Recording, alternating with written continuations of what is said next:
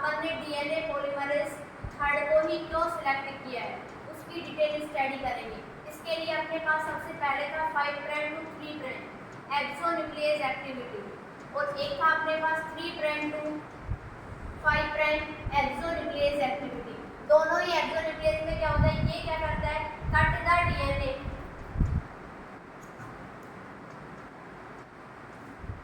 From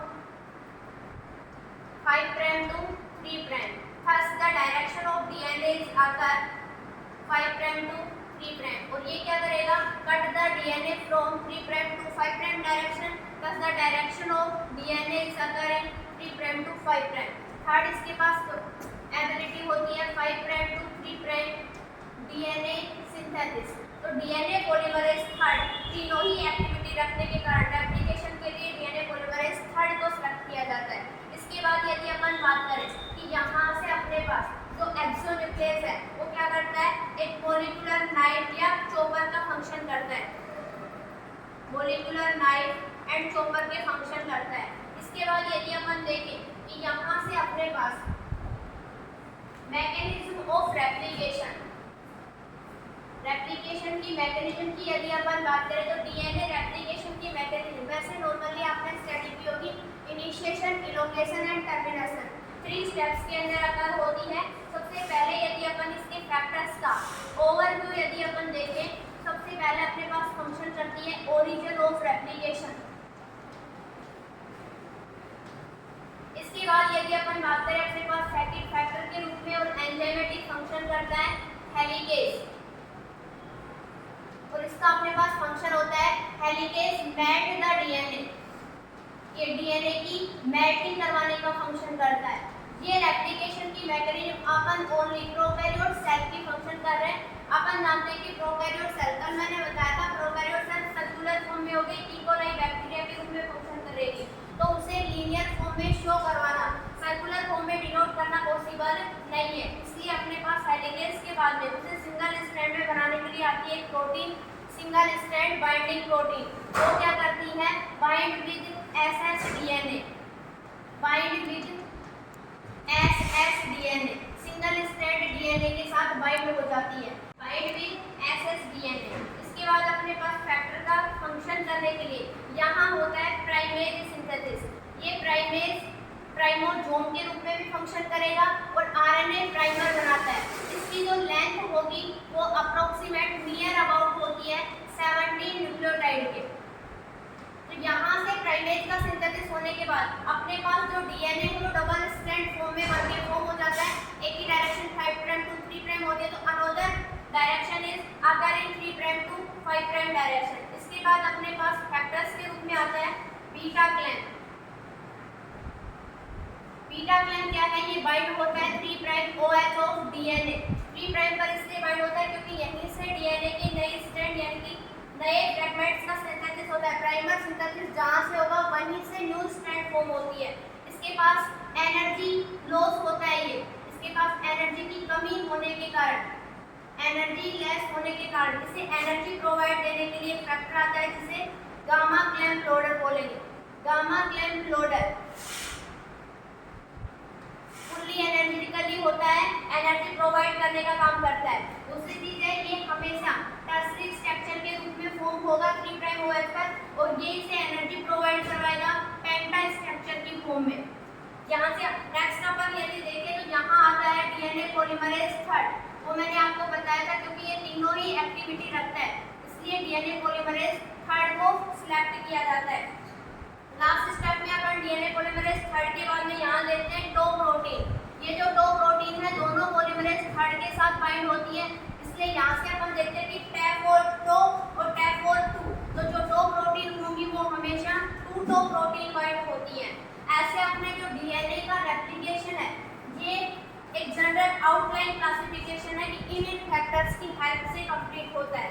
अब ये जो फैक्टर्स हैं ये कैसे अपना काम इन मैकेनिज्म करते हैं। सबसे पहले यदि अपन बात करें यहीं से कि यहाँ जो फंक्शन अपन देखें,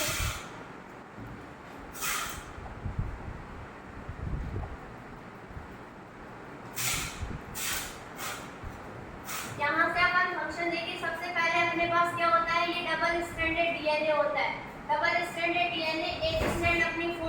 5 प्राइम टू 3 प्राइम और दूसरी स्ट्रैंड अपनी फॉर्म होगी 3 प्राइम टू 5 प्राइम। सबसे पहले अपने पास कौन आएगा फैक्टर की फॉर्म में ओरी, काम क्या करेगी ओरिजिन ऑफ रेप्लिकेशन। जैसे ही ये ओरिजिन ऑफ रेप्लिकेशन करवाती है नेक्स्ट स्टेप में अपने पास यहाँ पे वही अपनी डबल स्ट्रैंडेड डीएनए की फॉर्म में रहेगा 5 प्राइम टू 3 प्राइम। ये किसी सर्कुलर डीएनए की बातें होती है यहाँ पे और अपने पास इसके साथ यहाँ बाइंड हो जाती है ओरी। इसके बाद अपने पास यहाँ आता है हेलिकेज।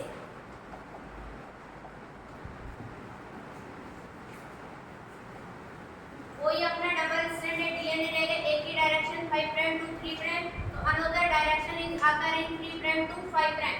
और के बाद यहाँ अपने पास फैक्टर की फॉर्म में आता है हेलिकेज। हेलिकेज का फंक्शन मैंने आपको बताया था मैट द डीएनए, तो यहाँ पे अपने पास मैटिंग होना स्टार्ट हो जाती है। हेलिकेज स्टेज में यहाँ बाइंड होगा और ये क्या करवाएगा हेलिकेज स्टार्ट द मैटिंग। और जैसे ही अपने पास हेलिकेज यहाँ मैटिंग को स्टार्ट करवाता है, मैटिंग स्टार्ट होने के बाद यहाँ अपने पास डीएनए डबल स्ट्रैंडेड फॉर्म में एक ही डायरेक्शन अपने पास 5 prime to 3 prime and another direction is other in 3 prime to 5 prime. तो अपने पास यहाँ बाइंड हो जाता है हेलिकेज और यहाँ पे भी अपने पास बाइंड हो जाता है हेलिकेज। जैसे ही हेलिकेज यहाँ बाइंड होगा ये मैटिंग को स्टार्ट करवाएगा, हेलिकेज मैटिंग। और अब अपन यहाँ से बात करें कि लीडिंग और लैगिंग स्ट्रैंड का पता कैसे लगाया जाता है, तो डीएनए की डायरेक्शन हमेशा 5 प्राइम टू 3 प्राइम, यहाँ से भी डीएनए की डायरेक्शन 5 प्राइम टू 3 प्राइम अकर होती है। हेलिकेज की डायरेक्शन 5 प्राइम टू 3 प्राइम। अब हेलिकेज एक बार फॉर्म हो चुका है तो इसकी डायरेक्शन ऑलवेज कैसी रहेगी 5 प्राइम टू 3 प्राइम। कल अपन ने डिस्कस किया था कि if the direction of DNA polymerase and the direction of helicase, दोनों की डायरेक्शन यदि सेम होगी तो लीडिंग स्ट्रैंड का फॉर्मेशन होगा, और यदि दोनों की डायरेक्शन आपस में अपोजिट होगी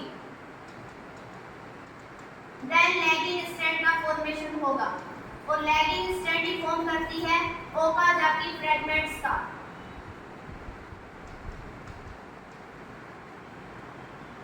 यहाँ अपने पास ओकाजाकी फ्रैगमेंट्स फॉर्म होने के बाद देखो ये डायरेक्शन दोनों की सेम है, इसलिए यहाँ जो डायरेक्शन होगी ये होगी लीडिंग स्ट्रैंड की फॉर्म में, और यहाँ जो डायरेक्शन होगी ये होगी अपने पास इधर लैगिंग स्ट्रैंड की फॉर्म में। ऐसा फॉर्मेशन होने के बाद ये आइडेंटिफिकेशन होने के बाद यहाँ अपने पास सिंगल स्ट्रैंडेड बाइंडिंग प्रोटीन आती है एसएसबी, जो मैं इससे पहले अपन ने डिस्कस किया था फैक्टर्स का। उनमें एसएसबी क्या करती है ओनली सिंगल स्ट्रैंड पे, भाई सर्कुलर फॉर्म में डीएनए है उसको अपन को कलर्ड करना है। कलर्ड करने के लिए क्या करेंगे, कोई सर्किल है कोई बॉल है, बॉल को यदि कलर्ड करना है तो केवल आउटर स्ट्रक्चर को कलर्ड कर सकते हैं, इंटरनल स्ट्रक्चर को करेंगे तो उसे तोड़ना पड़ेगा, और सर्कुलर डीएनए में ऐसी स्टडी करना पॉसिबल नहीं है। इसलिए ये सिंगल स्ट्रैंडेड फॉर्म में एसएसबी के साथ क्या हो जाती है बाइंड। यानी नेक्स्ट स्टेप में यदि अपन देखें तो यहाँ फैक्टर के रूप में अपने पास आती है SSB single strand binding protein, और बाइंड किसके साथ होगी सिंगल स्ट्रैंड डीएनए के साथ। ऐसे ही बाइंडिंग को शो करती है। ये अपने पास एसएसबी जैसे ही बाइंड होगी उसके बाद अपना फैक्टर आता है प्राइमेज, और जैसे ही अपने पास यहाँ प्राइमेज आएगा